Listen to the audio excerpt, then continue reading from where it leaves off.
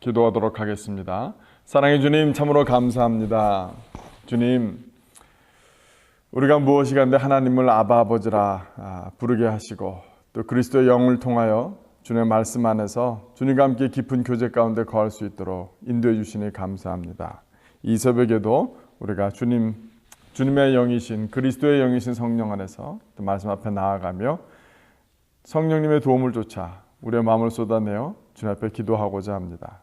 주님께서 우리의 기도를 들으시고 응답하시는 주의 역사를 또 깊이 체험하는 이 새벽 될 수 있도록 주여 인도하여 주시옵소서.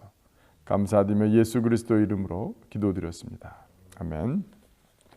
오늘 6월 8일 수요일 저에게 주시는 하나님의 말씀은 요한복음 8장 22절부터 29절까지의 말씀입니다.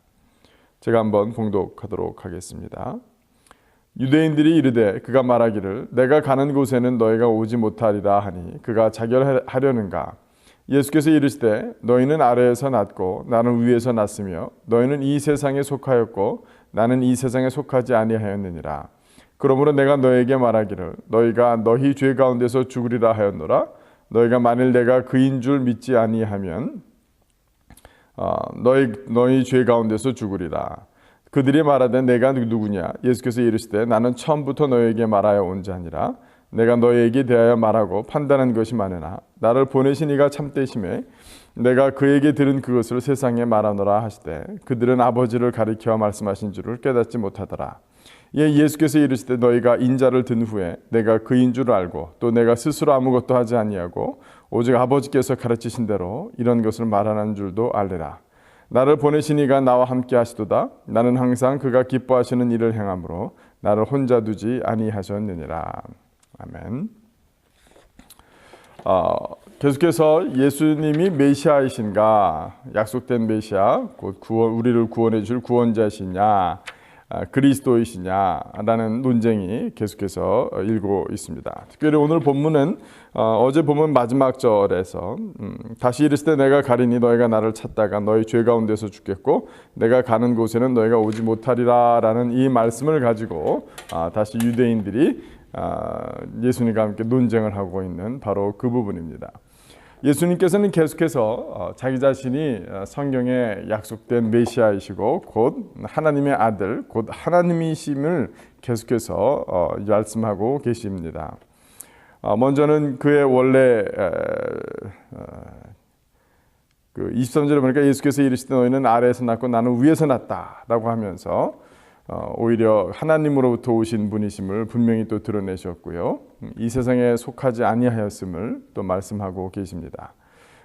그뿐만 아니라 계속해서 이어지면서 25절에 보면 그들이 말하되 내가 누구냐. 예수께서 이르시되 나는 처음부터 너에게 말하여 온 자니라. 태초부터 너에게 말하여 온 자니라. 곧 하나님이 되심을 또 증명하고 증거하고 계신 것입니다.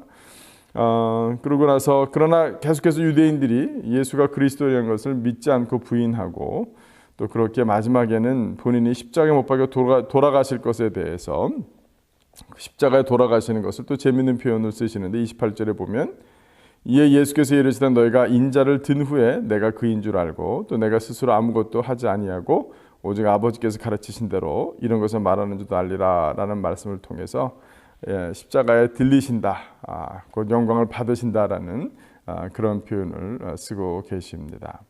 오늘 본문 가운데서 저는 그러나 개인적으로 은혜 받은 말씀은 29절 말씀입니다. 29절 말씀을 보시면 나를 보내신 이가 나와 함께 하시도다. 나는 항상 그가 기뻐하시는 일을 행함으로 나를 혼자 두지 아니하셨느니라.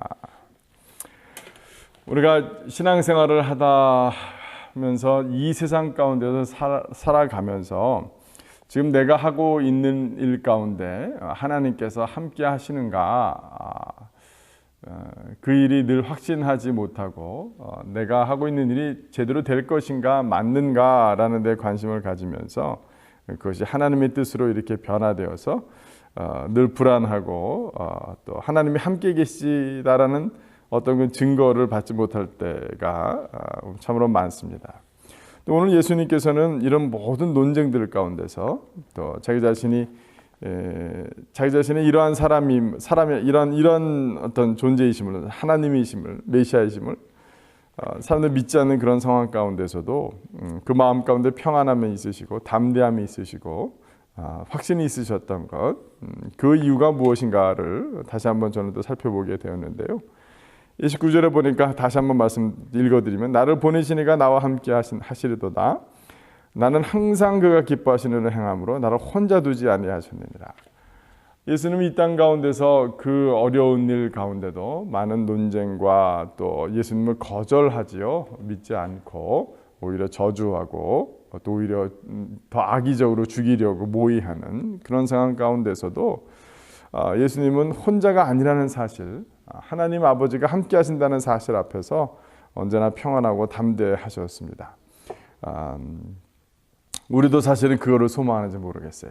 근데 그 소망하는 것이 어떻게 가능하다라고요? 오늘 본문 가운데 보시면 예수님께서는 분명히 나를 보내신 이 하나님이 나와 함께 하시는 그 비결은 무엇이냐면 그 다음에 나와 있는 말씀이겠죠. 나는 항상 그가 기뻐하시는 일을 행함으로 나를 혼자 두지 아니하셨느니라.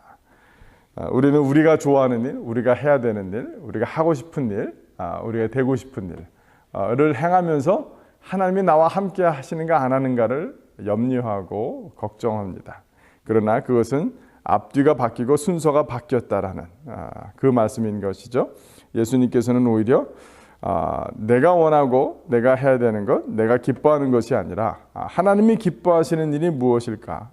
그것을 먼저 물어보고 하나님의 일을 하심으로 말미암아 오히려 하나님 나와 함께 하시다라는 그런 기쁨과 평안과 담대함을 가지실 수 있었던 것입니다.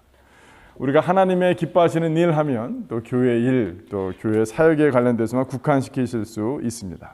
그러나 결코 그렇지 않습니다.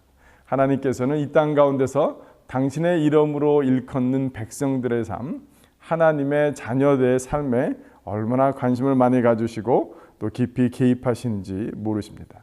하나님께서는 이 땅에 살아가면서 우리에게 물질이 필요하고 우리에게 가족을 부양해야 되고 또 우리가 이 땅 가운데서 살아갈 때 하나님의 백성으로 살아갈 수 있도록 도우시는 분이십니다. 그것은 분명합니다. 그것은 꼭 목회에만 또 교회 일만 적용되는 일은 아닙니다. 그러나 그것은 다른 것입니다.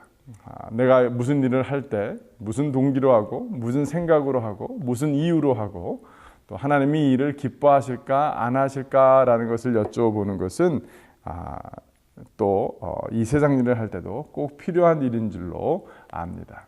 사랑하는 성도 여러분, 우리가 마음 가운데 하나님 나와 함께 하시는가 라는 그 평안과 확신과 담대함을 우리가 영원토록 또 우리 날마다 순간마다 갖기 원하는데 그때마다 오늘 이 예수님의 말씀을 잊지 마시고 세상에 나가서 생업을 하고 누구를 만나고 뭐 계약을 하고 어떤 일을 새롭게 시작한다 할 때라도 언제나 우리가 여쭤볼 것, 이것이 맞는가? 나에게 유익이 될 것인가? 이것이 성공할 것인가? 이런 질문이 아니라 하나님이 이거 정말 기뻐하시는 일인가?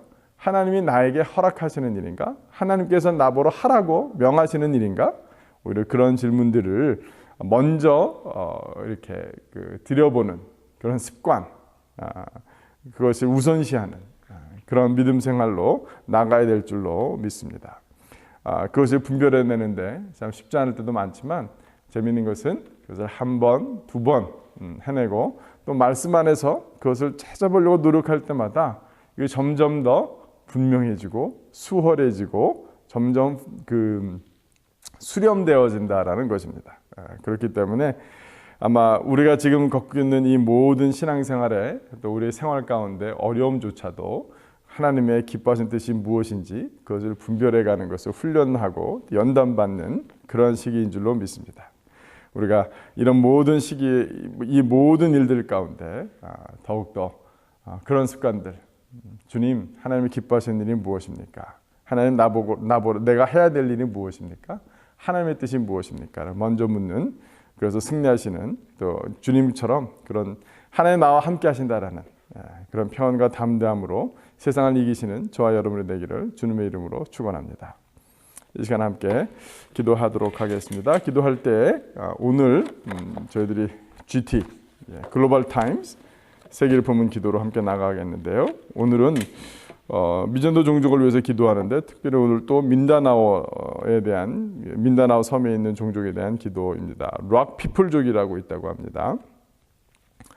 나무 껍질을 엮어서 만든 옷을 걸친 투미헤이는 박쥐를 잡고 열정적으로 흔들었습니다. 튼실한 박쥐는 맛있는 저녁 식사가 될 것입니다. 그리고 밭에서 수확한 토마토와 카사바, 콩을 함께 먹으면 동굴에서 살고 있는 4명의 가족들에게는 충분한 식사가 될 것입니다. 그는 집으로 돌아가는 길에 담배를 입에 물고 불을 붙였습니다.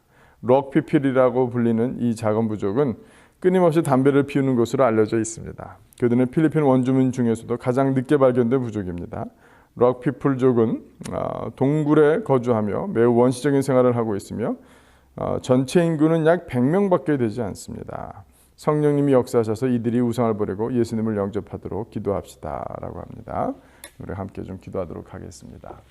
사랑해 주님 참 감사합니다. 오늘 아침에도 정말 주님이 가지고 계셨던 그 평안함과 확신과 담대함을 저희들도 또 주님 갖기 원합니다. 그러나 아버지 하나님, 하나님의 기뻐하신 뜻을 찾기보다 여전히 이 세상에서 우리가 기뻐하는 뜻, 우리가 해야 될 일들을 찾으면서 하나님이 이 일 가운데 함께 하실 것을 하나님 요구하고 또 그것을 붙들고 있는 어리석은 저희들의 모습이 있습니다. 하나님, 그러나 우리의 질문을 바꾸게 하여 주시옵소서. 날마다 순간마다 하나님, 우리의 생업 가운데서도 하나님이 기뻐하시는 일이 무엇인지, 우리로 하라고 시키시는 일이 무엇인지 먼저 여쭤보는